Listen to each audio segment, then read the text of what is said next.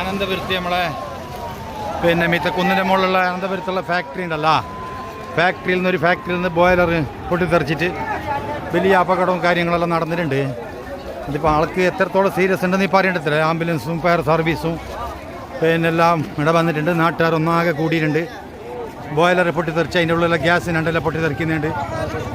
താഴത്തെ നമ്മളെ താഴെയുള്ള പോലെ പുരയെല്ലാം ഉണ്ടല്ലോ, പുരൻ്റെ എല്ലാം പിന്നെ ജനലെല്ലാം പൊട്ടിത്തെറിച്ചിട്ടുണ്ട്. നമ്മളെ കണ്ണൂർ കുന്നിന് മുകളിലുള്ള ചില പുരൻ്റെ എല്ലാം ജനൽ പൊട്ടിത്തെറിച്ച് നമ്മളെ നാട്ടിൽ മൊത്തം ഒരു ഭൂമി കുലുക്കം പോലെ എന്തോ ആകാശത്ത് നിന്ന് ഭൂമി പോലത്തെ ഒരു ശബ്ദമാണ് വന്നത്. ഭയങ്കര ജനങ്ങളെല്ലാം ഭയങ്കര ആശങ്കയിലായിട്ടുണ്ട്.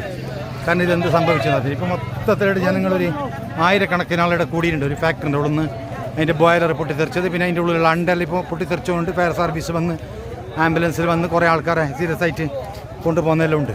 ഇതാണ് ഇപ്പോൾ അനന്തപുരത്ത് നടന്ന സംഭവം. ഇപ്പോൾ കണ്ണൂർ കുന്നിൻ്റെ മുകളിൽ നേരെ മീത്തയുള്ള ഒരു ഫാക്ടറിയിൽ നിന്നാണ് ഈ സംഭവം നടന്നത്. പെട്ടെന്നൊരു അപകടം ഇങ്ങനെ സംഭവിച്ചിട്ട് ഭയങ്കര പ്രശ്നമായി, ഭയങ്കരമായി.